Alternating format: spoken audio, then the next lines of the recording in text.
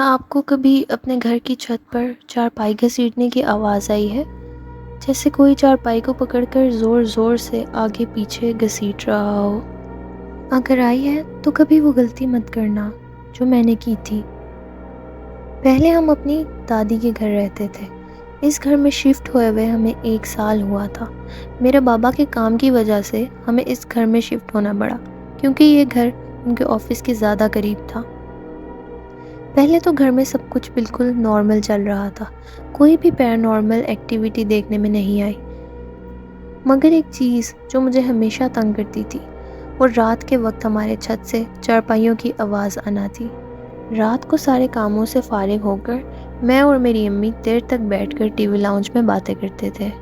ایک رات ایسے ہی باتیں کرتے کرتے میں نے اپنی اماں سے اس بات کا ذکر کیا اور انہوں نے بولا کہ ہو سکتا ہے ساتھ والے گھر سے آواز آ رہی ہو، مگر مجھے پکا یقین تھا کہ یہ آواز ہمارے ہی چھت سے آ رہی ہے۔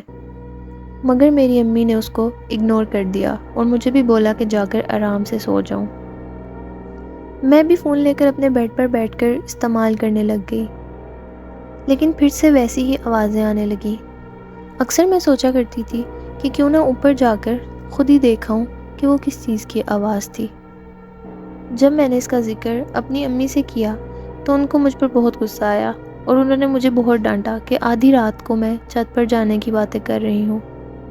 ایک دن ایسی ہی رات بستر پر لیٹے لیٹے مجھے خیال آیا کہ آج تو میں پکا اوپر جا کر دیکھ کر آؤں گی کہ آخر وہ کیا چیز ہے جس کی چارپائی جیسی آواز آتی ہے۔ اور پھر اس رات میں نے وہ غلطی کی جو مجھے نہیں کرنی چاہیے تھی۔ میں آہستہ آہستہ کر کے ڈرتے ہوئے چھت کی طرف گئی۔ جب میں نے چھت پر جا کر دیکھا تو وہاں پر کچھ بھی ایسا نہیں تھا۔ ایک چارپائی پڑی ہوئی تھی مگر وہ اپنی جگہ سے ہلی نہیں ہوئی تھی، وہ اسی جگہ پر تھی جہاں پر ہم نے اس کو پچھلے ہفتے ہی چھوڑا تھا۔ اپنی تسلی کر کے جیسے ہی میں وہاں سے مڑنے لگی مجھے عجیب سی آواز آئی جیسے کوئی زور زور سے چارپائی کو گھسیٹ رہا ہو۔ جب میں نے مڑ کر دیکھا تو چارپائی آگے پیچھے خود ہی ہل رہی تھی۔ میری آنکھیں اس چیز پر یقین نہیں کر پا رہی تھی۔ ابھی میں اسی حیرانی سے باہر نہیں نکلی تھی کہ اچانک سے ایک خوفناک قسم کی چڑیل میرے سامنے آ کھڑی ہوئی۔ اس کے بال بہت لمبے تھے، اس کے پیروں تک آ رہے تھے اور اس نے سفید رنگ کا ایک لمبا سا فراک پہن رکھا تھا جس کے اوپر خون کے دھبے تھے۔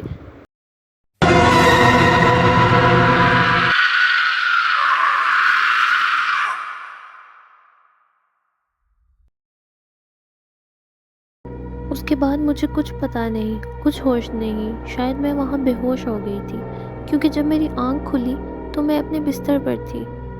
میرا دل زور زور سے دھڑک رہا تھا۔ پہلے مجھے لگا کہ شاید وہ ایک خواب ہوگا، لیکن پھر جب کل رات کے سارا منظر میری آنکھوں کے سامنے آیا تو مجھے یقین تھا کہ وہ کوئی خواب نہیں تھا۔ میں فوراً سے بھاگی اور اپنی امی کے پاس گئی اور ان کو سارا معاملہ بتا دیا۔ سب سے پہلے تو انہوں نے مجھے اس بات پر بہت ڈانٹا کہ میں اکیلی اوپر کیوں گئی جبکہ انہوں نے مجھے منع بھی کیا تھا۔ اس واقعے کے بعد میری حالت بہت خراب ہو گئی۔ مجھے ہر جگہ وہ عورت نظر آتی تھی، کبھی اپنے کمرے کی کھڑکی میں، کبھی کچن کی کھڑکی میں، کبھی کبھار تو ایسا بھی ہوتا ہے کہ میرے ہاتھوں میں خود بخود بہت سا خون لگ جاتا ہے اور جب بھی میں اپنی امی کو دکھانے کے لیے بھاگتی ہوں تو وہ میرے ہاتھوں سے غائب ہو جاتا ہے۔ اور ہر رات چارپائی گھسیٹنے کی آوازیں میرے کانوں میں بڑھتی۔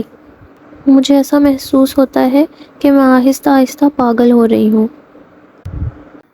امید کرتی ہوں کہ آپ کو آج کی سٹوری پسند آئی ہوگی۔ اگر آپ کو سٹوری پسند آئی ہے تو پلیز لائک، شیئر اور سبسکرائب کریں اور کامنٹس میں مجھے یہ ضرور بتائیے گا کہ آپ کو اس طرح کی اینیمیشن پسند ہے۔ یہاں پہ 2D اینیمیشن جو ہارر اور ہانٹیڈ ویڈیوز کے لیے اینیمیشن یوز ہوتی ہے وہ، یہاں پہ اس طرح کی ریئلسٹک اینیمیشن آپ مجھے بتائیے گا اور مجھے نیو آئیڈیاز دیجیے گا اور اسی حساب سے پھر میں نیو ویڈیوز بناؤں گی۔ Thank you for watching. اللہ حافظ۔